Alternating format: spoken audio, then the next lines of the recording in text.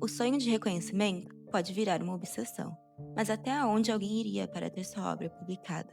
Nessa história, a ambição terminou em assassinato, cometido por quem dividia a cama, os segredos e o crime. Olá, vizinho! Pode entrar, seja bem-vindo. Eu sou a Cassie e esse é o podcast Vizinhança Cruel, um podcast sobre o mundo dos mistérios e crimes desafiando a fronteira entre o estranho e o conhecido numa proposta artística que dialoga o grotesco e o terror psicológico. Antes de a gente conversar sobre o caso de hoje, não se esqueça de se inscrever no canal, curtir o vídeo e comentar o que desejar, nem se for um emoji, porque já me ajuda muito. Você também pode sugerir casos e vídeos relacionados ao terror, arte ou qualquer outra coisa que você ache que combina com o canal para crescer a nossa vizinhança juntos. Bom, recados dados, pega seu drink, não se esqueça de se sentir em casa, mas lembre-se que ela é dos gatos. E bora começar o caso de hoje.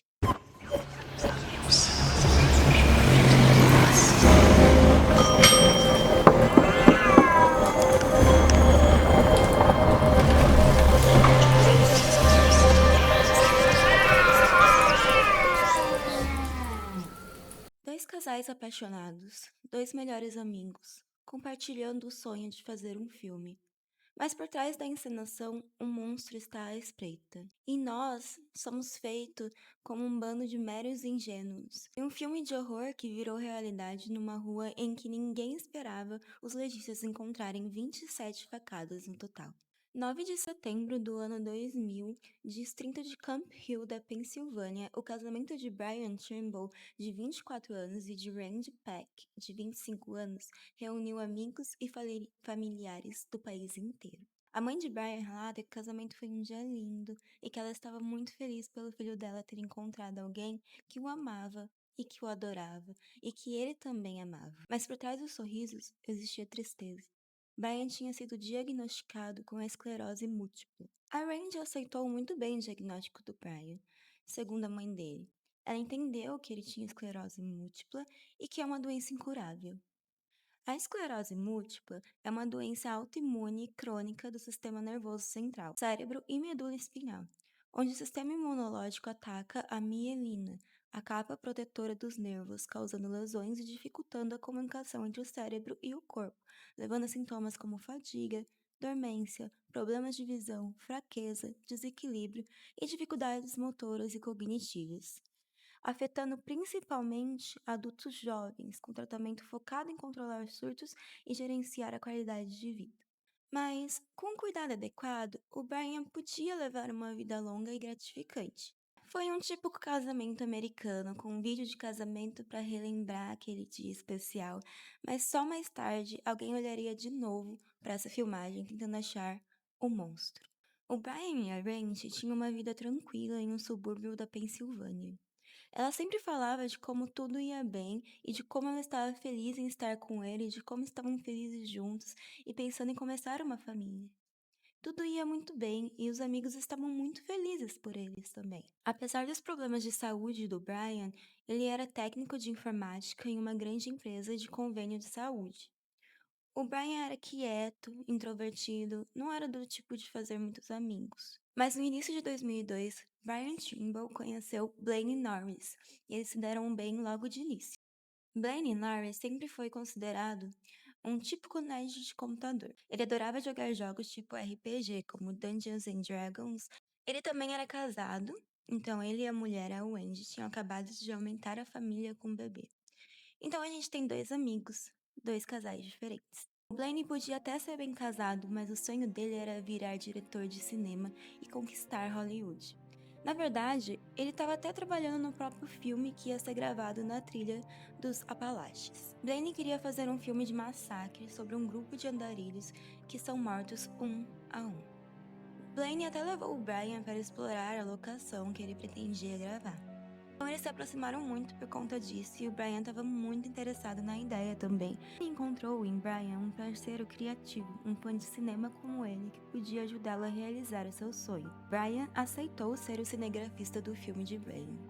Inclusive, para Brian, este era um projeto que podia afastá-lo da realidade diária de viver com a doença dele. Mas a Randy era muito protetora e em parte porque ela se preocupava com a saúde do Brian, ela costumava ficar em cima muito do Brian, muito mais do que ele sentia ou achava que precisava.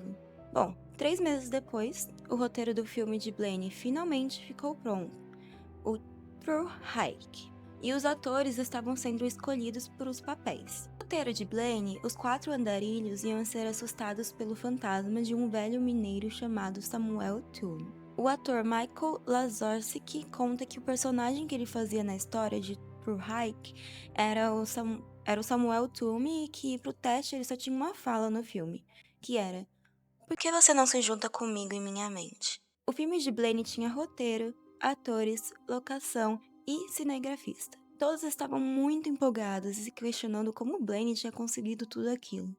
Mas a única coisa que ele não tinha era a verba de $20.000 que precisava para fazer o filme. Mas Brian tinha. Na verdade, a Randy. Ela era muito, muito econômica.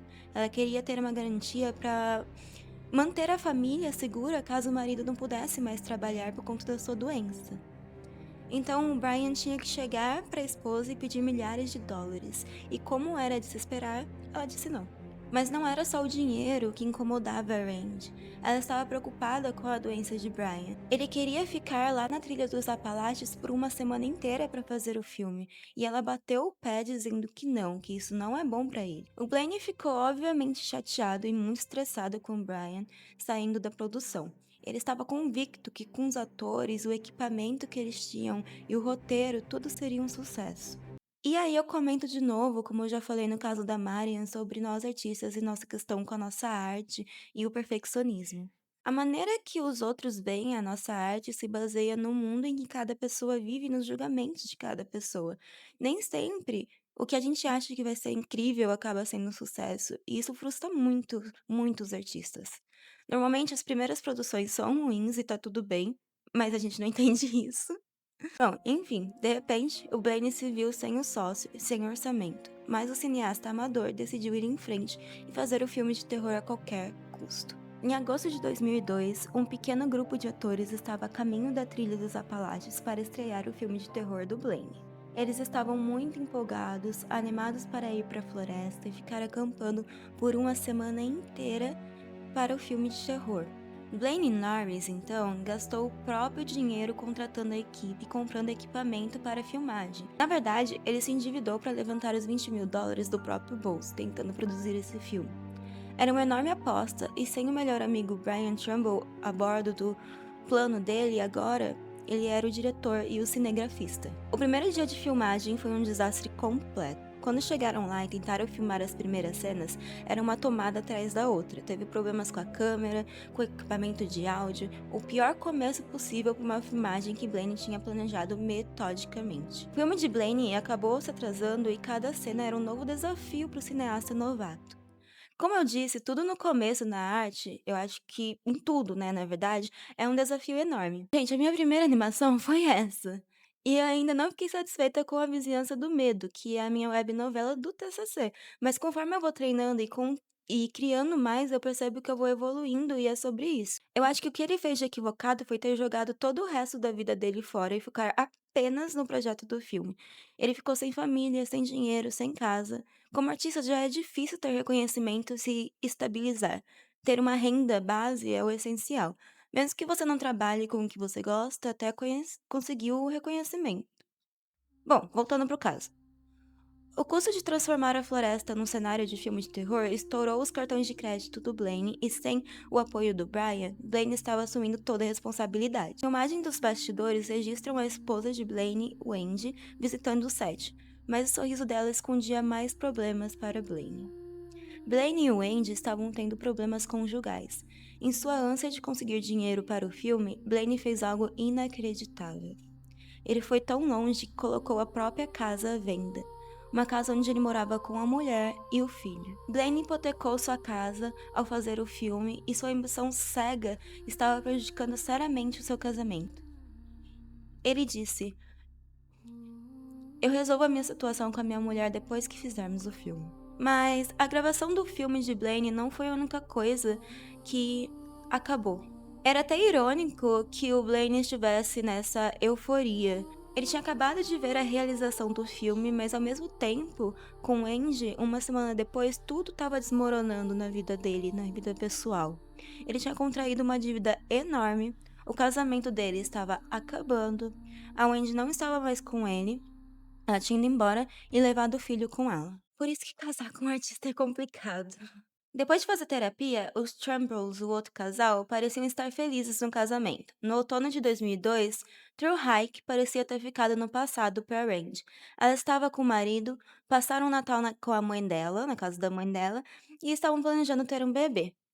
Blaine Norris estava sozinho e muito endividado. Só tinha uma pessoa a quem poderia recorrer: seu amigo Brian Trumbull. Ele ainda estava trabalhando na empresa. Depois da filmagem do filme, Ryan e Blaine começaram a passar um tempo juntos. Blaine ainda acreditava que o filme era bom o suficiente para render lucro se ele pudesse finalizá-lo. E assim, para o Brian, o filme do Blaine era um lembrete que sua vida era controlada pela esposa, a Randy. Ele olhava a vida dele dali adiante como bebê, escritório, bebê, trabalho, esse ciclo. E pra ela achava que ela estava cuidando dele, mas pro Brian, ele achava que ela só queria que ele ficasse com ela. Ele não estava satisfeito em não ter liberdade, não conseguia fazer as coisas que ele gostava. Na noite do dia 10 de janeiro de 2003, as luzes de Natal da família Trumbull ainda estavam acesas. A Randy chegou do trabalho, entrou na garagem e desligou o carro. E às 8h29 da noite, a polícia da Pensilvânia recebeu uma ligação histérica de emergência. Aquela rua tranquila, a qual todos queriam morar por ser tão segura, de repente foi completamente fechada. O legista encontrou 27 facadas no corpo. E quanto maior o número de facadas, mais próximo é a vítima do assassino, maior é a raiva. O investigador Les Freeling foi trazido da promotoria do condado de Cumberland para as investigações. O Brian tinha passado a noite fora jantando com um amigo, segundo ele. Isso foi confirmado por uma garçonete do restaurante. Ele tinha um álibi então incontestável. Brian ligou para a emergência depois de voltar a encontrar sua casa revirada e Randy morto na garagem mergulhada numa poça de sangue. Freeling vasculhou a casa e houve especulações sobre ter sido um assalto. Então parecia que Randy tinha chegado em casa e atrapalhado o assalto. O que, se formos pensar bem, não faz muito sentido. Normalmente, em um assalto, o assassino quer sair o mais rápido possível e não tem tempo para dar 27 facadas em alguém. Além de que, nada parecia ter sido roubado da casa. O investigador Freeling tinha experiência suficiente para saber que isso poderia ter sido mais do que um assalto que deu errado. Os investigadores ficaram desconcertados. Não tinham digitais e também não encontraram pistas. Não existiam testemunhas. Ninguém que tivesse visto alguém entrando ou saindo da casa. Não existiam provas físicas. Os investigadores precisavam de mais provas do que as discrepâncias nessa história.